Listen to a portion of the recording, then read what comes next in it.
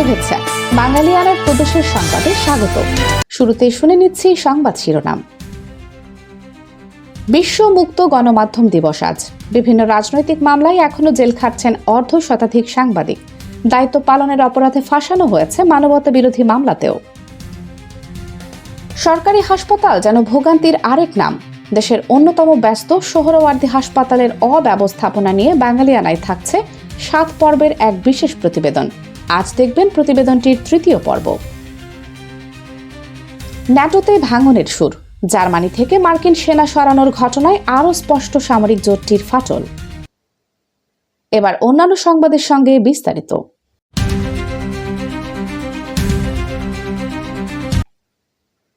অধ্যাপক ইউনূসের নেতৃত্বাধীন অন্তর্বর্তী সরকারের সময় সাংবাদিকদের উপর নানা প্রকার নিপীড়ন ও মামলার ঘটনায় গণমাধ্যমের স্বাধীনতা নিয়ে নানা মহলে প্রশ্ন উঠেছে। সংশ্লিষ্টরা এই অচলাবস্থা কাটাতে এবং মিথ্যা মামলায় কারাবন্দী সাংবাদিকদের দ্রুত মুক্তির দাবি জানিয়েছেন। নিপীড়ন বিরোধী সাংবাদিক ফ্রন্টের তথ্য মতে 2024 সালের 5 আগস্ট পরবর্তী সময়ে সারা দেশে সাংবাদিকদের বিরুদ্ধে প্রায় 5 শতাধিক মামলা হয়েছে। এসব মামলায় অর্ধশত সাংবাদিককে গ্রেফতার করা হয়েছে। একই সময়ে 13 জন সাংবাদিক হত্যাকাণ্ডের শিকার হয়েছেন। এছাড়া প্রায় 1200 সাংবাদিককে চাকরিচ্যুত করা হয়েছে এবং 168 জনের অ্যাক্রিডিটেশন কার্ড বাতিল করা হয়েছে। জাতীয় প্রেস ক্লাব সহ বিভিন্ন প্রেস ক্লাবের 7 শতাধিক সাংবাদিকের সদস্যপদ স্থগিত বা বাতিল করা হয়েছে। পাশাপাশি অর্ধ শতাধিক সাংবাদিকদের ব্যাংক হিসাব জব্দ ও দেশ ত্যাগে নিষেধাজ্ঞা জারির অভিযোগ উঠেছে। ফ্রন্টের সদস্য সচিব শেখ জামাল জানান, মিথ্যা মামলায় যেসব সাংবাদিকরা কারাগারে আছেন তারা কেউই ভালো নেই, তারা ভীষণ অসুস্থ। তিনি অভিযোগ করেন, কারাগারে তাদের জন্য উপযুক্ত খাবার ও চিকিৎসার ব্যবস্থা নেই। কেমিক্যাল মিশ্রিত খাবার দেওয়া হয়।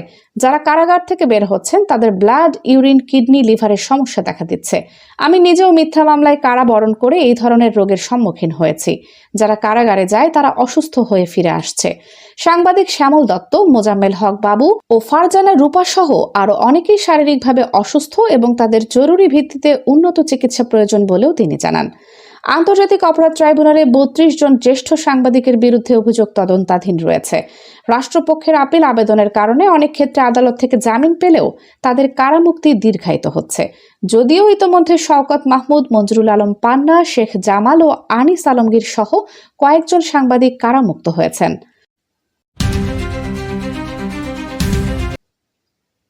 চিকিৎসা নাগরিক জীবনের মৌলিক অধিকারের একটি। বাংলাদেশের সরকারি হাসপাতালগুলোতে দেওয়াও হচ্ছে চিকিৎসা সেবা, কিন্তু এসব হাসপাতালের চিকিৎসা সেবা নিয়ে নানা অভিযোগ রয়েছে রোগীদের। সরকারি হাসপাতালের ব্যস্ততা ও সীমাবদ্ধতার মাঝে একজন সাধারণ রোগীর চিকিৎসা পাওয়ার সংগ্রামের বাস্তব চিত্র নিয়ে আমাদের এই বিশেষ ধারাবাহিক আয়োজন, যেখানে তুলে ধরা হবে কেবল সরকারি হাসপাতালই নয়, বেসরকারি হাসপাতাল ও ডায়াগনস্টিক সেন্টারগুলোর সেবাদানের মানের চিত্রও। মফস্বল থেকে সঙ্গে করে নিয়ে যাওয়া টেস্টগুলো 2 সপ্তাহ আগের। আমাদের রোগী ভর্তি হয়ে বেডে যাওয়ার পর চিকিৎসক এসে তাকে বললেন, ওই টেস্টগুলো চলবে না, আবার টেস্ট করতে হবে। সবগুলোই হাসপাতালে হয়, কিন্তু 2-1টা টেস্ট হাসপাতালে করালে রিপোর্ট পেতে দেরি হয়ে যাবে। দ্রুত করতে হলে বাইরের কোনো ডায়াগনস্টিক সেন্টার থেকে করতে হবে। অপারেশন নির্ভর করছে কত তাড়াতাড়ি রিপোর্টগুলো হাতে আসছে তার উপর। সুতরাং বিন্দুমাত্র দেরি না করে টেস্টগুলোর জন্য বেরিয়ে পড়লেন আমাদের রোগী। অসুস্থ, পেটে ব্যথা এবং অভুক্ত। টেস্টের জন্য টাকা জমা দেওয়ার লাইন আউটডোরে 5 নম্বর কাউন্টারে। লম্বা লাইন। 1200 টাকা জরিমানা দিয়ে রক্তের 7 রকমের টেস্ট করতে দিলেন। তারপর চলে গেলেন হাসপাতালের বাইরে রাস্তার উপরে থাকা পপুলার ডায়াগনস্টিক সেন্টারে। পপুলার ডায়াগনস্টিক সেন্টারে ঢুকতেই হাতের বামে পরপর 6 থেকে 7টি কাউন্টার। শেষ 2টো কাউন্টারের সামনে 2 থেকে 1 জন করে লোক দাঁড়ানো। সেখানে গিয়ে কাউন্টারের ওপাশে বসা সেবা প্রদানকারী ব্যক্তিকে আমাদের রোগীর টেস্ট করাতে চান জানালে প্রথমবার কথার কোনো জবাব দিলেন না সেবা প্রদানকারী, দ্বিতীয়বারও কোনো সাড়া দিলেন না। তারপর উঠে গেলেন কোথায় যেন। পাশের জনকে টেস্টের কথা বললে তিনি বললেন 1 নম্বর কাউন্টারে যাওয়ার জন্য। অগত্যা 1 নম্বর কাউন্টারে গেলেন আমাদের রোগী। সেখানে তখন একজন সেবাগ্রহীতা সেবা নিচ্ছেন। তার পেছনে দাঁড়ালেন তিনি। চোখ বুলিয়ে প্রতিটি কাউন্টারে সেবাদাতার মুখের দিকে তাকালেন আমাদের রোগী। দেখলেন কারো মুখে কোনো হাসি নেই। কোনো সেবাদাতা কোনো সেবাগ্রহীতার সঙ্গে হাসি মুখে কথা বলেন না, বলছেন না। ব্যাপারটা ভীতিকর। কুষ্টিয়ার পপুলার থেকে তিনি আল্ট্রাসনোগ্রাম করিয়েছিলেন 1600 টাকায়, কিন্তু এখানে আল্ট্রাসনোগ্রামের জন্য 2000 টাকা দিতে হলো।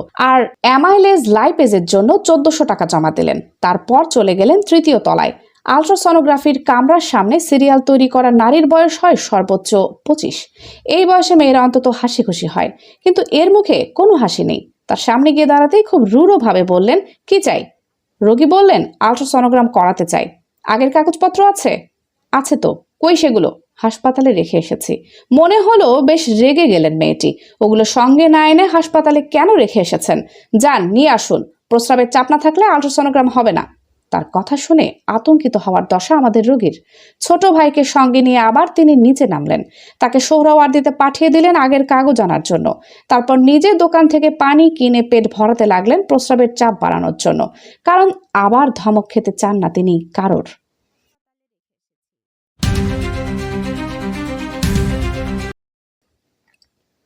যুক্তরাষ্ট্র জার্মানি থেকে 5,000 সেনা প্রত্যাহারের যে ঘোষণা দিয়েছে সেটি অনুমিত বলে মন্তব্য করেছেন জার্মানির প্রতিরক্ষা মন্ত্রী। অন্যদিকে ন্যাটো বলেছে তারা এই বিষয়ে ওয়াশিংটনের কাছে ব্যাখ্যা চাইবে। ওয়াশিংটনের এই পদক্ষেপটি এসেছে president Donald Trump German chancellor Friedrich মেটসের সমালোচনা করার পর। কারণ তিনি বলেছিলেন চলমান যুদ্ধে ইরানের আলোচকদের কাছে যুক্তরাষ্ট্র অপমানিত হয়েছে। ইউক্রেন যুদ্ধ শুরুর পরই ন্যাটোর বিভিন্ন স্টেক হোল্ডারদের মধ্যে মতপার্থক্য দেখা যাচ্ছে। ট্রাম্প গ্রিনল্যান্ড কিনে নিতে বা দখল করে নেওয়ার ঘোষণা দেওয়ার পর এই টানাপোড়েন অনেক বেশি বেড়েছে। গত বছর ওয়াশিংটন রোমানিয়ায় তাদের সেনা উপস্থিতি কমানোর সিদ্ধান্ত নিয়েছিল। এটি ছিল যুক্তরাষ্ট্রের সামরিক প্রতিশ্রুতির কেন্দ্র ইউরোপ থেকে ইন্দো প্যাসিফিক অঞ্চলে সরিয়ে নিতে ট্রাম্পের পরিকল্পনার অংশ। বিশেষজ্ঞরা মনে করেন ইরান যুদ্ধ শুরুর পর ন্যাটো তার ইতিহাসের সবচেয়ে সংকটময় সময় পার করছে। যুদ্ধের শুরু থেকেই ট্রাম্পের অভিযোগ ন্যাটো সদস্যরা তাকে প্রয়োজনীয় সহায়তা করছে। স্পেনের মতো ন্যাটো সদস্য তো রীতিমতো ঘোষণা দিয়ে যুক্তরাষ্ট্রকে নিজের ঘাঁটি এমনকি আকাশ সীমাও ব্যবহার করতে দিচ্ছে না। কিছুদিন আগেই মার্কিন প্রেসিডেন্ট ডোনাল্ড ট্রাম্প ন্যাটোর উপর তীব্র আক্রমণ চালিয়েছেন। তার অভিযোগ কৌশলগতভাবে গুরুত্বপূর্ণ হরমুজ প্রণালী পুনরায় উন্মুক্ত করার প্রচেষ্টায় মিত্র দেশগুলো যুক্তরাষ্ট্রকে পর্যাপ্ত সহযোগিতা করছে না এবং তারা বিশ্বাসঘাতকতা করছে। এরপরেই ন্যাটোর মহাসচিব মার্ক রুটে হোয়াইট হাউসে ট্রাম্পের সঙ্গে এক জরুরি বৈঠকে বসেন। তবে 2.5 ঘন্টার সেই রুদ্ধদ্বার বৈঠক মোটেও সুখকর হয়নি। ইউরোপীয় একজন কর্মকর্তা এই বৈঠককে বিপর্যয়কর হিসেবে বর্ণনা করে বলেন, পুরো সময় জুড়ে ট্রাম্প কেবল অপমানজনক মন্তব্য করেছেন এবং নানা হুমকি দিয়েছেন। বৈঠকের পর নিজের সোশ্যাল মিডিয়া প্ল্যাটফর্ম ট্রুথ সোশ্যালে ট্রাম্প ক্যাপিটাল লেটারে লেখেন, আমাদের যখন প্রয়োজন ছিল তখন ন্যাটো পাশে ছিল না, ভবিষ্যতেও থাকবে না। গ্রিনল্যান্ডের কথা মনে আছে? ওই বড় অকেজো বরফের টুকরোটি।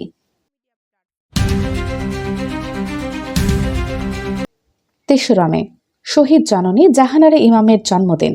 নিজের ছেলেকে দেশের জন্য কোরবানি করা এই মহান নারী কালক্রমে হয়ে উঠেছিলেন পুরো দেশের আম্মা। যুদ্ধাপরাধীদের বিচারের দাবিকে ছড়িয়ে দিয়েছিলেন এই বাংলার পথে প্রান্তরে। এই মহান নারীকে নিয়ে বাঙালিয়ানার বিশেষ প্রতিবেদন দেখতে ক্লিক করুন আই বাটনে। যুক্তরাষ্ট্রের সঙ্গে সংকট নিরসনে পাকিস্তানের মধ্যস্থতায় 14 দফার একটি স্থায়ী শান্তি পরিকল্পনা পেশ করেছে ইরান। এই প্রস্তাবে ভবিষ্যতে সামরিক আগ্রাসন বন্ধের নিশ্চয়তা, মার্কিন বাহিনী প্রত্যাহার এবং সব ধরনের নিষেধাজ্ঞা তুলে নেওয়ার শর্ত দেওয়া হয়েছে। মার্কিন প্রেসিডেন্ট ডোনাল্ড ট্রাম্প সামাজিক যোগাযোগ মাধ্যমে জানিয়েছেন প্রস্তাবটি বর্তমানে পর্যালোচনা করা হচ্ছে, তবে এটি গ্রহণযোগ্য হবে কিনা তা এখনো নিশ্চিত নন। ইরান জানিয়েছে বল এখন যুক্তরাষ্ট্রের কোর্টে। তারা কূটনীতি নাকি সংঘাত বেছে নেবে তা তাদের সিদ্ধান্ত। অন্যদিকে ট্রাম্প পুনরায় হামলার হুঁশিয়ারি দিলেও ইরান যে কোনো পরিস্থিতি মোকাবেলায় প্রস্তুত বলে জানিয়েছে।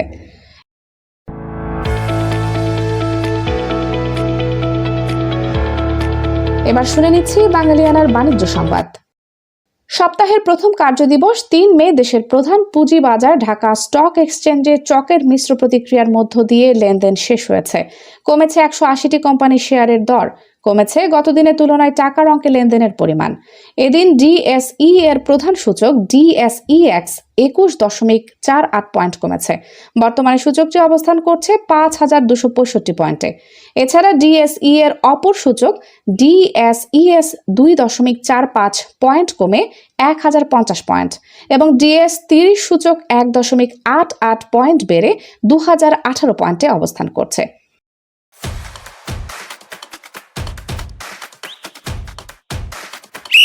এবার শুনে নিচ্ছি বাঙালিয়ানার ক্রীড়া সংবাদ। লা লিগার 34তম রাউন্ডে ওসাসুনাকে 2-1 ব্যবধানে হারিয়ে 29তম লিগ শিরোপা জয়ের দ্বারপ্রান্তে পৌঁছে গেছে বার্সেলোনা। 2 মে শনিবার রাতে এস্তাদিও এল সাদারে অনুষ্ঠিত ম্যাচে ওসাসুনাকে তাদেরই মাঠে হারিয়ে পূর্ণ 3 পয়েন্ট তুলে নিয়েছে হ্যান্সি ফ্লিকের শিষ্যরা। প্রথমার্ধ গোল শূন্য থাকার পর 62 মিনিটে ফেরান তোরেসের গোলে লিড নেয় বার্সেলোনা। তবে ম্যাচের 70 মিনিটে রাউল গার্সিয়ার গোলে সমতায় ফেরেন ওসাসুনা। খেলার শেষ দিকে 81 মিনিটে গোল করে বার্সেলোনার জয় নিশ্চিত করেন পোলিশ স্ট্রাইকার রবার্ট লেভানডোভস্কি। এই জয়ের ফলে 33 ম্যাচে বার্সেলোনার পয়েন্ট এখন 85। দ্বিতীয় স্থানে থাকা রিয়াল মাদ্রিদ 1 ম্যাচ কম খেলে 74 পয়েন্ট নিয়ে 11 পয়েন্ট পিছিয়ে আছে।